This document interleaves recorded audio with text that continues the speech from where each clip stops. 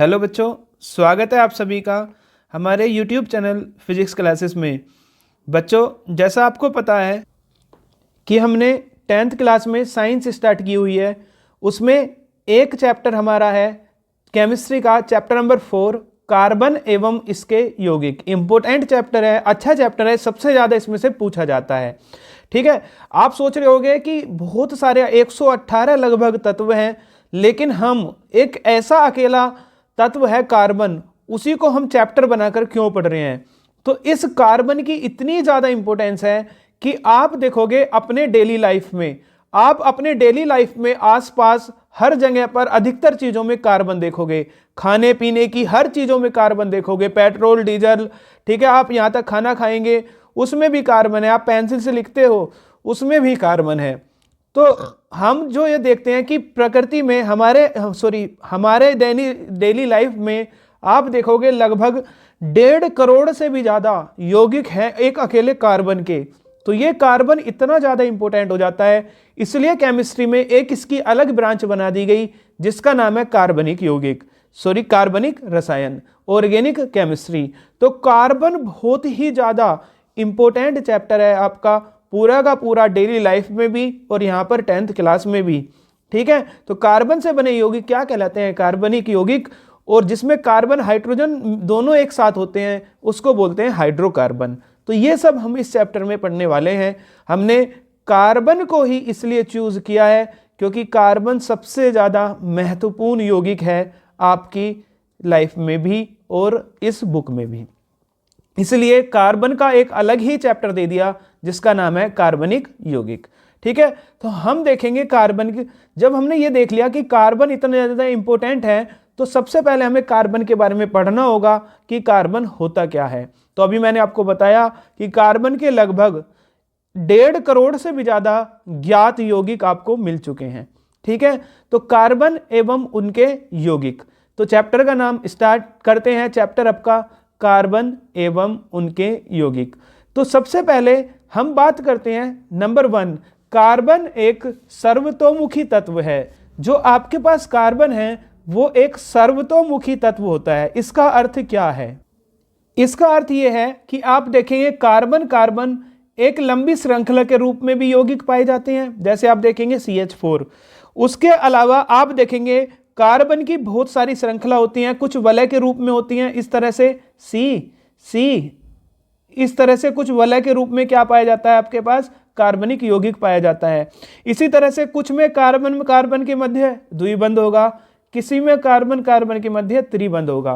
तो ऐसे तत्व को जिसमें इतने सारे संरचनाएं पाई जाती हैं यौगिकों की, उनको बोलते हैं सर्वतोमुखी तत्व।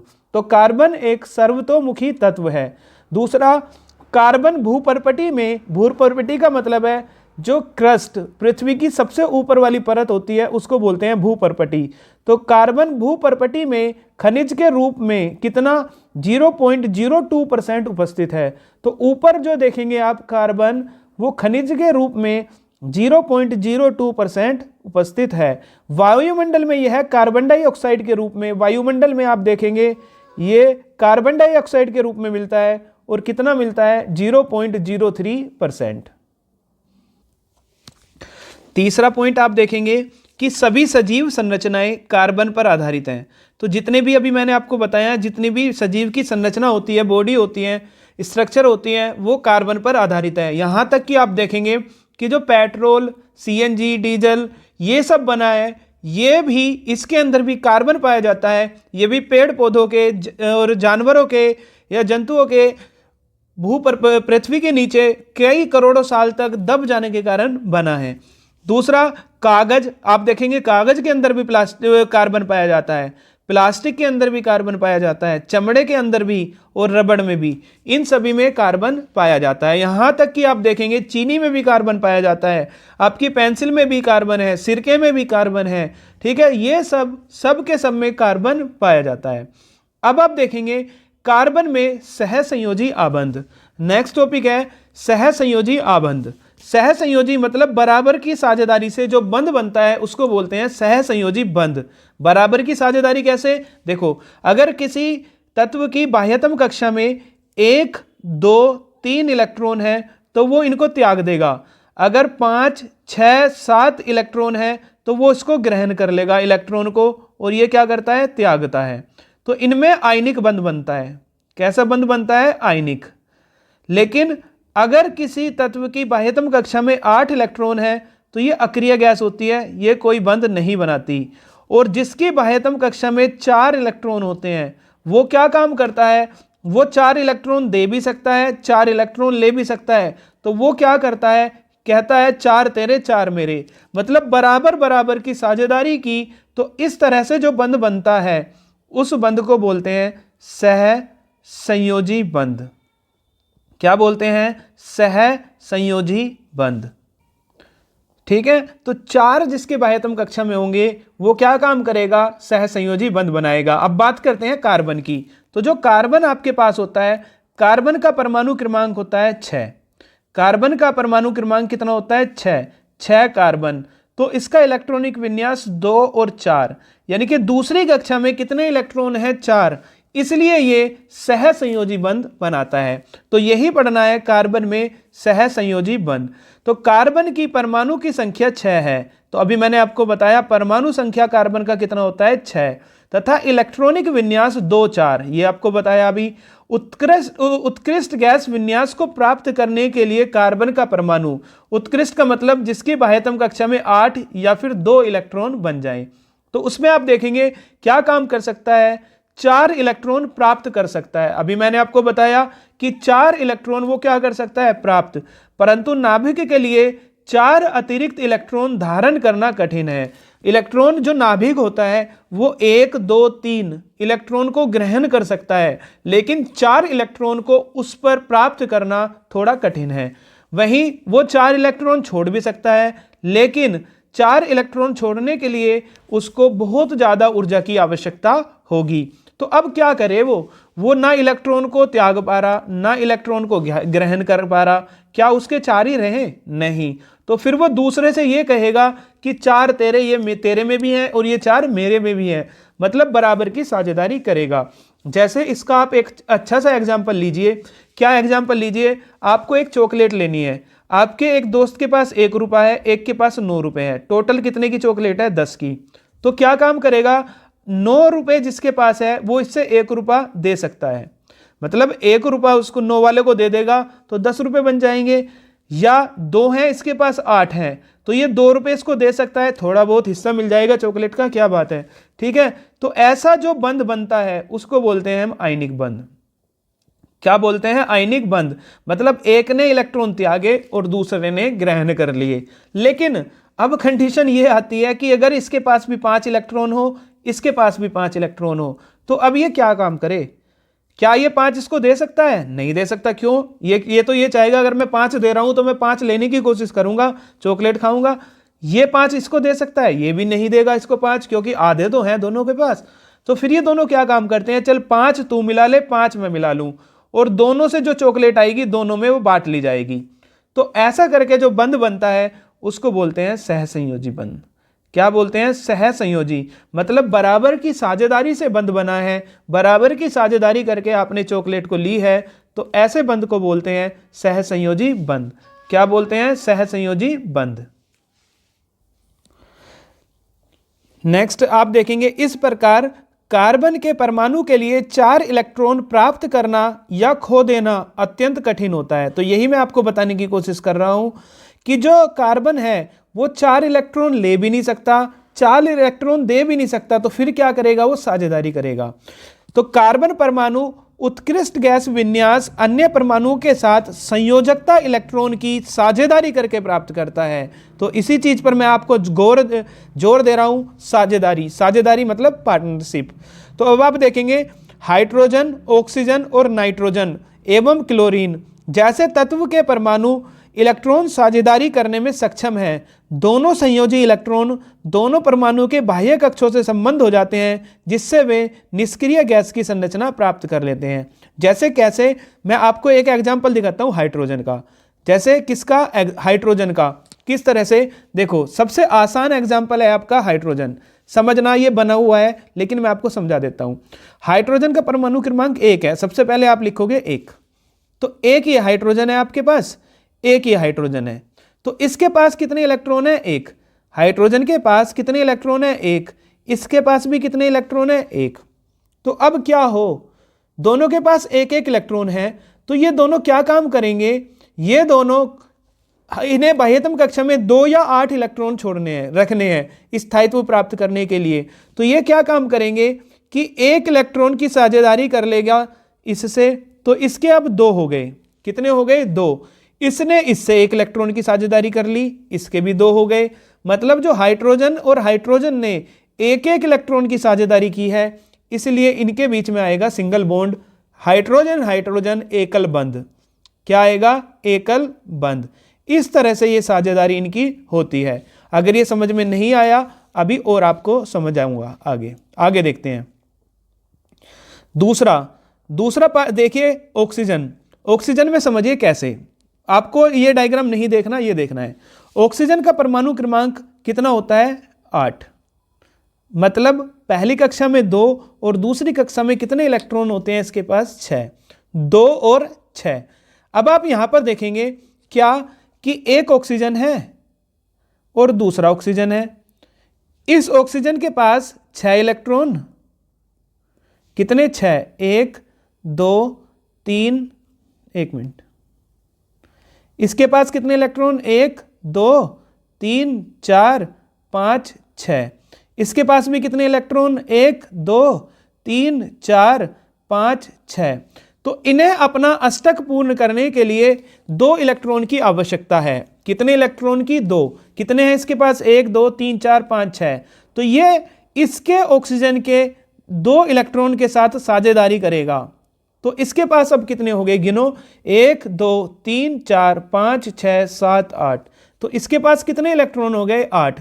अब जो आपके पास दूसरे वाला है, दूसरे वाला भी, इसके पास भी 6 है, तो ये भी इसके 2 इलेक्ट्रॉनों की साझेदारी करेगा और ये भी कितने इलेक्ट्रॉन बना लेगा? 8 इलेक्ट्रॉन कर लेगा। इस प्रकार आप देखोगे कि ऑक्सीजन ने दूसरे ऑक्सीजन के साथ 2-2 इलेक्ट्रॉनों की साझेदारी की है, इसलिए इनके बीच में आएगा द्विबंध। क्या आएगा? द्विबंध। तो इस तरह से एकल और द्विबंध आता है और इस तरह से इनके बीच में जो ये बंध बनता है उसको बोलते हैं सहसंयोजक बंध। सहसंयोजक बंध क्यों बोलते हैं? क्योंकि यहाँ पर इलेक्ट्रॉनों की साझेदारी हुई है। इलेक्ट्रॉनों की क्या हुई है? साझेदारी। वहीं अगर आप देखेंगे कि आयनिक बंध कैसे बनते हैं, जैसे NaCl, किसके बीच में बनेगा? NaCl। आप देखेंगे Na का कितना होता है? 11, 2 8 1, Cl का 2 8 7। मतलब क्या है कि इसके पास कितने इलेक्ट्रॉन हैं? Na के पास कितने इलेक्ट्रॉन हैं? 1। Cl के पास बाह्यतम कक्षा में 7, 1 2 3 4 5 6 7। तो Na क्या काम करता है कि एक इलेक्ट्रॉन इसको त्याग देगा तो खुद क्या बना लेगा? Na। बाह्यतम कक्षा में कितने बचे अब? 2 और 8। और Cl के पास कितने इलेक्ट्रॉन हो जाएंगे? 8। 1 2 3 4 5 6 7 8। मीन्स 2 8 और 1 बढ़ जाएगा 8। तो इस तरह से इलेक्ट्रॉनों के ट्रांसफर से बंध बने हैं। इस पर प्लस आ जाएगा और इस पर माइनस। तो ऐसे बंध कहलाते हैं आयनिक बंध। तो यहां पर मैंने दोनों बंध को आपको दिखा दिया कि आयनिक और सहसंयोजक बंध कैसे बनते हैं। तो ये वाला जिसमें इलेक्ट्रॉन की साझेदारी हुई है, इस बंध को बोलते हैं सहसंयोजक बंध। और जिसमें इलेक्ट्रॉन का ट्रांसफर हुआ है, स्थानांतरण हुआ है, ऐसे बंध को बोलते हैं आयनिक बंध। इस चैप्टर में आपको केवल सहसंयोजक बंध पढ़ना है। तो यहां दिया है ऑक्सीजन ऑक्सीजन परमाणुओं के बीच द्विबंध। तीसरा देखते हैं नाइट्रोजन। ठीक है, नाइट्रोजन में देखेंगे नाइट्रोजन का परमाणु क्रमांक कितना होता है? 7। 7 पे होता है नाइट्रोजन। 2 और दूसरी कक्षा में 5। मतलब एक नाइट्रोजन ये है, एक नाइट्रोजन ये है। इसके पास कितने इलेक्ट्रॉन है बाह्यतम कक्षा में? 5। 1 2 3 4 5। इसके पास भी कितनी है? 1 2 3 4 5। मतलब इसको अष्टक पूर्ण करने के लिए 8 इलेक्ट्रॉन चाहिए। इसके पास 5 है, तो इसके 3 इलेक्ट्रॉनों के साथ साझेदारी करेगा। कितने के साथ? 3 के। दूसरे के पास भी कितने हैं? दूसरे के पास भी 5 है, ये भी इसके 3 इलेक्ट्रॉनों से साझेदारी कर लेगा।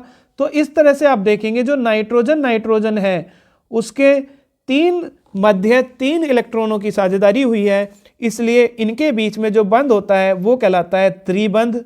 क्या कहलाता है? त्रिबंध। और ऐसे बंध को हम बोलते हैं सहसंयोजक बंध। क्या बोलते हैं? सहसंयोजक बंध। पूरे चैप्टर में ये बहुत काम आएगा कि किसके बीच में सिंगल बॉन्ड होता है, एकल बंध होता है, और किसके बीच में द्विबंध होता है यानी कि डबल बॉन्ड होता है, और किसके बीच में त्रिबंध होता है यानी कि ट्रिपल बॉन्ड होता है। ये मैं आपको यहाँ समझा रहा हूँ, ठीक है। और आप बहुत सारे एग्जाम्पल हैं, जैसे H2O का ले सकते हैं, CO2 का ले सकते हैं, बहुत सारे एग्जाम्पल हैं। जैसे मैं दिखा देता हूँ आपके पास H2O, ठीक है। H2O का मतलब 1H, हाइड्रोजन में कितने? 1, O में O का कितना होता है? 8, 2 और 6। तो H2O का मतलब 2H 1 O, 1 O और 2 क्या है? H, 1H 2H। तो H के पास 1, और ऑक्सीजन के पास कितने होते हैं? कितने होते हैं ऑक्सीजन के पास? 6। तो 1, 2, अलग दिखा लेते हैं इसको थोड़ा, 1, 2, 3, 4, 5, 6। इस तरह से इसके पास कितने हैं? 6।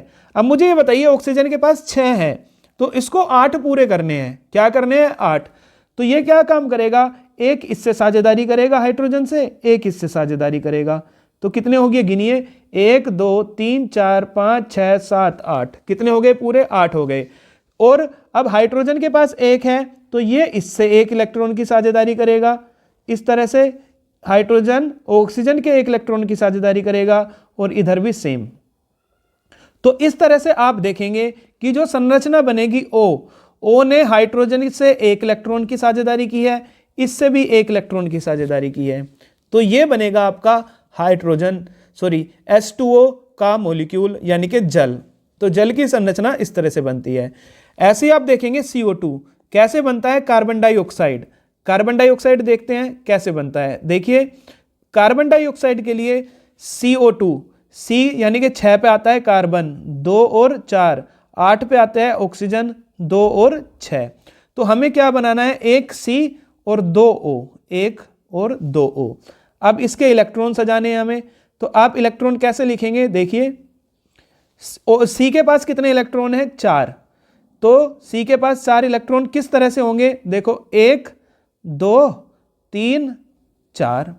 O के पास कितने इलेक्ट्रॉन हैं? O के पास है 6। 6 किस तरह से होंगे? 1, 2, 3, 4, 5, 6। इसके पास भी 6, 1, 2, 3, 4, 5, 6। अब ये बंध किस तरह से बनाएंगे ये आपको देखना है।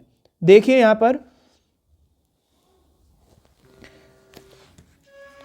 पर देखो कि इसके पास कितने हैं? 1, 2, 3, 4, 5, 6।